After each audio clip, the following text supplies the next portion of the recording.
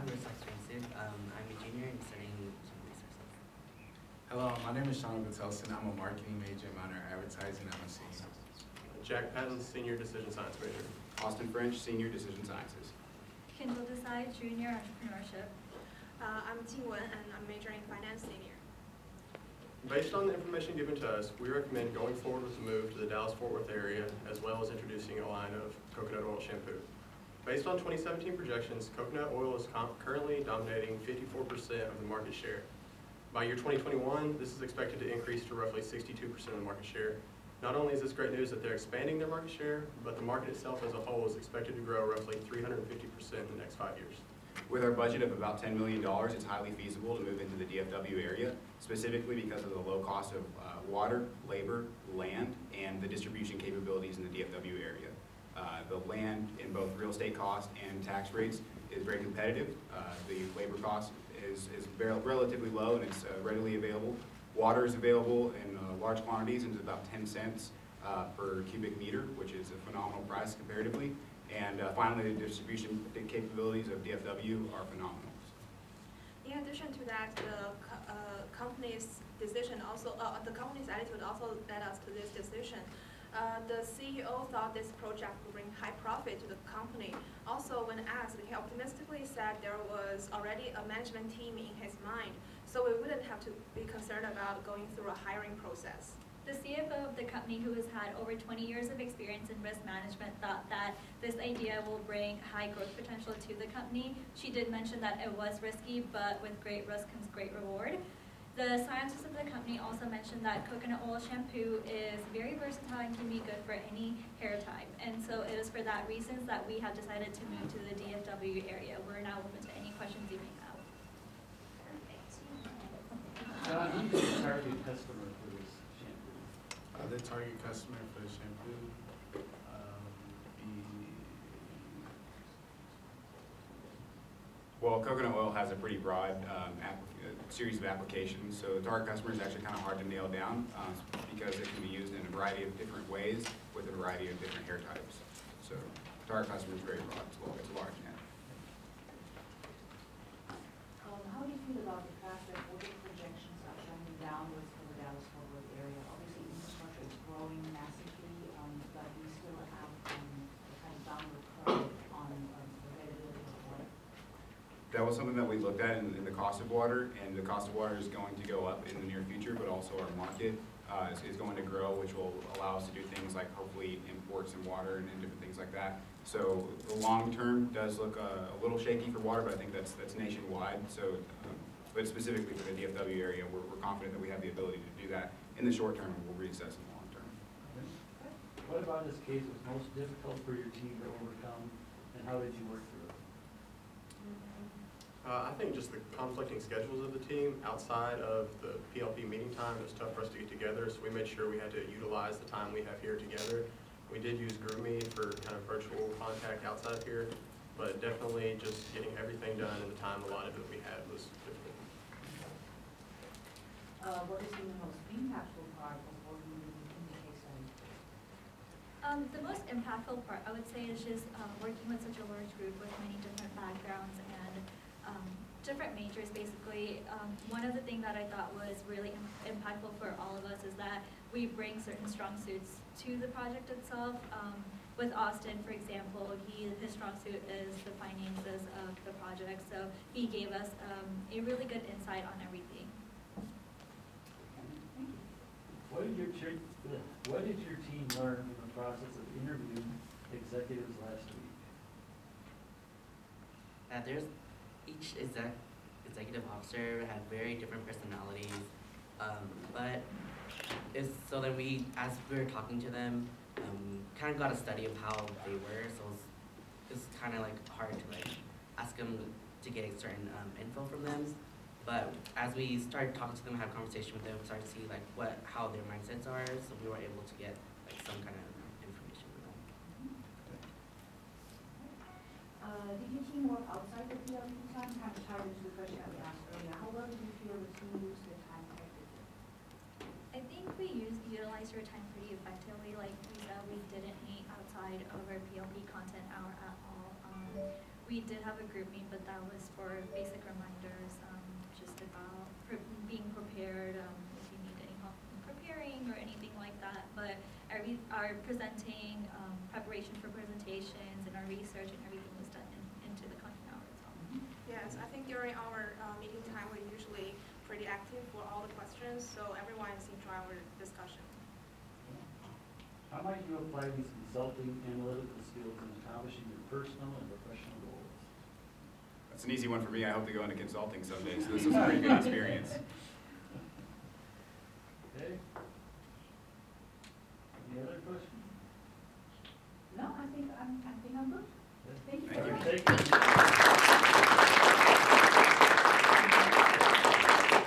Hey, Mario's group, Diego. come on down. Thank you for being here. Thank you.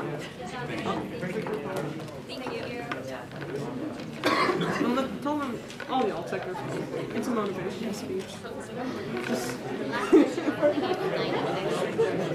You don't want to take a picture of them?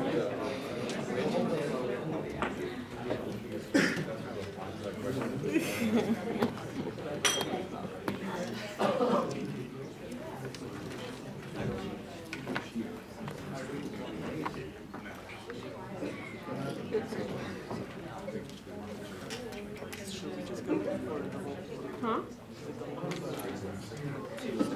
Whole group.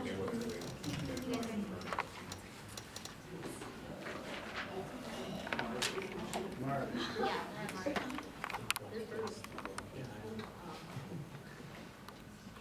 It's Hi, I'm Quentin Gallegos. I'm a finance senior. My name is Lindsay Smith, and I'm a senior in mechanical engineering. Miranda, risk management, finance, double majors, junior. Brianna Markham, senior human resource major. Alex Wilson, senior political science. Okay, so after meeting with the executives and analyzing all the details that we had, we decided to go ahead and move to the Dallas-Fort Worth area, but not go through with the coconut oil shampoo. We're going to offer a new product, which we'll go into detail later. And instead of building a new manufacturing warehouse, we decided to move into an already built warehouse and just rent it, just to save on costs.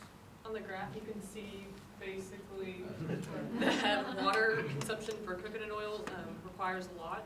So by going with our new innovative product that she'll tell you about in a second, it basically includes no water, so we're helping look out for the environmental impact being UNT, being grade majors. So as mentioned before, we do have an alternative product to present, Shamps. They are small individual pods that have perfectly proportioned one shampoo per pod. And it would really reduce the amount of water that we use. It's a still organic product that will really fulfill the need of the shampoo product, and we intend to be the champions of organic shampoo. All right, going a little bit more into the Dallas-Fort Worth area, it's bountiful in labor quantity, so there's a lot of workforce that we can outsource from, taking. Also, what we were kind of worried about, the COO, David Smith, told us that because Texas is a right-to-work state, we have to worry about unions. So if we don't make sure that that we're doing right on making sure that labor is just taken care of, that like their trying to think like their salary is okay or their work benefits, just making sure that runs well, unions can be a problem for them. And finally,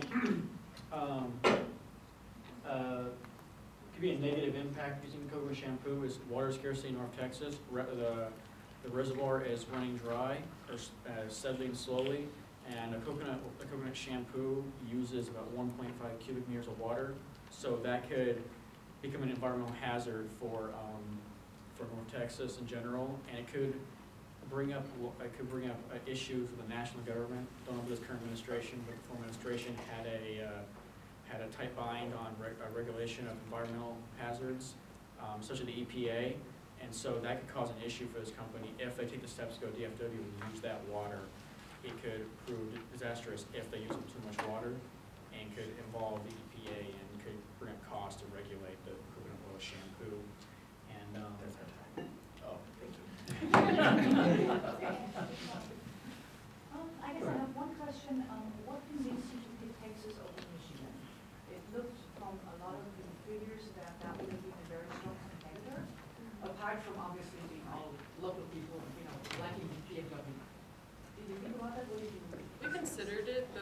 DFW being a warmer climate, so we can work year-round, and Dallas-Fort Worth having multiple cities and just the growth expanding rapidly. There's already an existing warehouse, as mentioned, so it's a whole lot more economical to just already have a facility here versus somewhere up north that didn't have available spaces.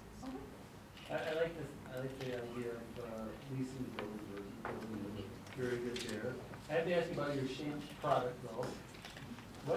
What price point are you planning on marketing that at? Like, is this something I'm gonna buy at Walmart, or is it maybe gonna be more of an upper scale type product? We compare it to kind of like the Tide Pods. We want it to be something that's affordable for everyone, but it will be a quality product. So we will have it in Walmart, Target, Sally's, different major carriers of hair products.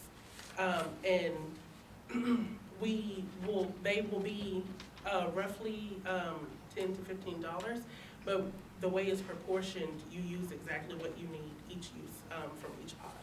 Kind of like a Keurig cup? Yes, sir. Okay. You get the whole box and just use one at a time and put it in your hand, and as soon as it gets wet, you have your shampoo. All right. So, what about the case study was the most difficult for you as a team to work through, and how did you work through it? I'll take care of it. So the most difficult thing, of course, is that after going through our majors, you can tell most of us are juniors and seniors, so our classes are takes a lot of time. So our main concern was getting to meet together. So we used GroupMe to meet up. And the first time that we tried to use GroupMe, it didn't work so well. But the second time, it did work, and we were able to come together and make a presentation. Okay. What has been the most impactful part of working on McKinsey cases? I think the same integrity is what you do behind closed doors. I think the same kind of went with this, using that analogy. This wasn't a mandatory assignment. It didn't take away from our grade or anything, but we had to take it seriously to be presentable and really put effort into it, even though it wasn't detrimental to the program or our stance in the program. So really taking the initiative to take it seriously and really do the best that we could to pull it off was, if that answers your question, I'm sorry. So what did you learn from the process of interviewing the executives? Well, I think you learn about like their personalities and how they operate, especially in interview setting. There's people who may have refused to answer questions. There may have been people who were very open, but you learn to adapt as you interview someone. You may have questions lined up for a specific person, but once you see how they interact with someone in an interview, you learn to adapt to their behavior so you can get more answers than questions. And can I add on something on that? Sure. Just two words, nonverbals. Definitely nonverbals. When no one is, they're not giving you the information, you want to look for the leading questions. So you'll ask them a question of what you want them to say, and then if they don't necessarily give you what you need, then you keep prying and prying. And also, while they're talking, you look at those nonverbals. So you can tell if somebody's uncomfortable with that question. That's a big issue that you probably need to circle on right now. Did your team work outside of the PLP time? And how well do you feel your team used the time effectively? Yeah, well, we definitely used our time effectively in the content hour. We tried to meet once where only like 3 or 4 people were able to come together, and that was on Monday, just to talk about how we were going to present this. And that's how we got through with the PowerPoint. But we ended up doing most of it online, just like on a Google Drive, where like we didn't have to be at the same place at once to put in work on it. But yeah, most of our work was done in the content hour and on GroupMe and the Google Drive. Okay. How might you apply the consulting and analytical skills that you gained during the case study in accomplishing your own professional and personal goals? Well, I think for me, as a political science major, I want to work in government where I want to use information and data to form policy for the government. So I feel like using the charts, interviewing people, and the information provided to us by in fashion core really will help me learn to piece together the puzzles, find things that connect, and use that information to help form decisions. All right. All right.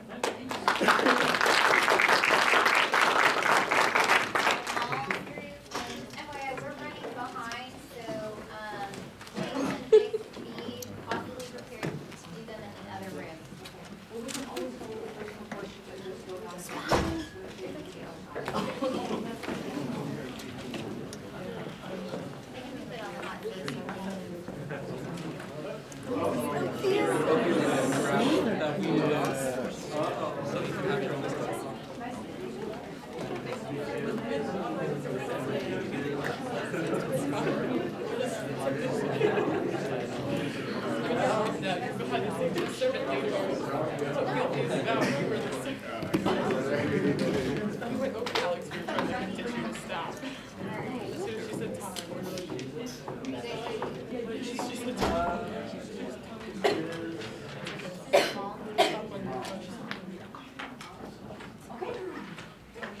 So our consulting group, yeah.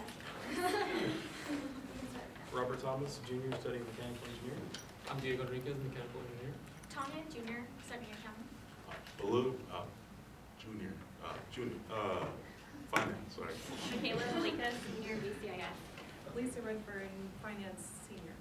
Christina Krause, senior, accountant.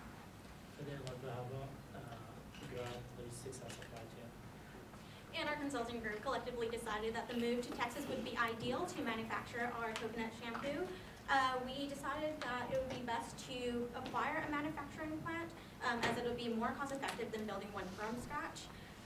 Also that while we do want to move to Texas, we do not think that DFW would be a good idea. It's actually in the company's best interest to relocate to Houston based on these following reasons. In order to cut losses and maximize our profits, we want to move into natural oils, in particular coconut oil for shampoo. This not only goes along with our projected increase of sales projections, but it also allows us to expand our customer base, especially for the millennials, as they're more interested in what's in their product and into natural products. And yeah, so like everybody has said, whilst Texas does seem like the promised land that we've hoped it would be, according to all the graphs that you do have provided right in front of you, being cheap labor, cheap land, cheap water, everything like that, there is one graph that was a dark horse amongst everything else, and that is the reservoir volume that is in North Texas. So at the end of the day, there is still a ray of light that shines at the end of the tunnel, and we do believe that is Houston. If you would look at the graphs that you do have there, the reservoir volume in Houston looks like it is capable of supporting us, and it is projected to increase by 2050. So it will be able to support the rising demand for this coconut oil shampoo that we want to produce. Thank you. Okay, I have a question. Yes, sir. He's talking a lot about water. Where exactly in your manufacturing process or in your final product is the water? How come you need so much water? Oh, well, actually, in this graph right here, in all of our products, we do make a variety of them. In the coconut oil shampoo one, this requires the largest amount of cubic meters of water. And that is also in another graph here, that is our highest projected selling product by 2021. Yes, sir. So if you went with, say, cucumber shampoo, you could use a lot less water. Yes, sir. But the projection of sales just isn't in there for that product. If you look at that graph, the coconut oil just skyrockets within the next 4 years. All right. Now, the North Texas consumer base is growing a lot because so many companies are moving into the Fort Worth area. Have you looked at projections in Houston? Do you see a similar expansion, or is it going to be more steady? Well, from what we've seen, those projections on those graphs, they correlate to the majority of Texas. It doesn't, there's not much difference from city to city. And the good thing about Houston is that it's logistically a good location. It's next to a Gulf of water, and you have the major cities up north in the DFW area, so it's not much different. And then also to add on top of that, as far as the case study goes and the information we were given, the subject was presented almost as far as a global standpoint, and we just needed somewhere to produce the product and get it out to the rest of the world. Not necessarily to sell it in DFW, but to manufacture it there. Okay, makes sense. What about this case was most difficult for your team to overcome, and how did you work through it? I believe the majority of our conversations stemmed around this water crisis. Everything else pointed that Texas is the ideal situation. However, it was water. If we're running out, how do we put a positive spin on it so that it works in our favor? So that was mainly the difficult topic that we encountered.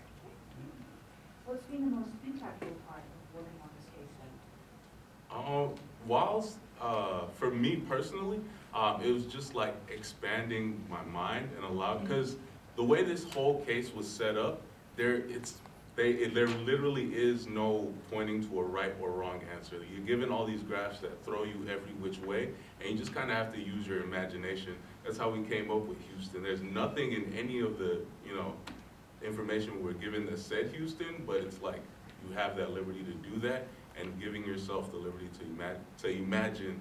I think that was my answer to that. That's a very good point, because in business there are no school solutions. So, yeah, okay. What did your team learn from the process of interviewing executives last week? Well, that everyone is completely different.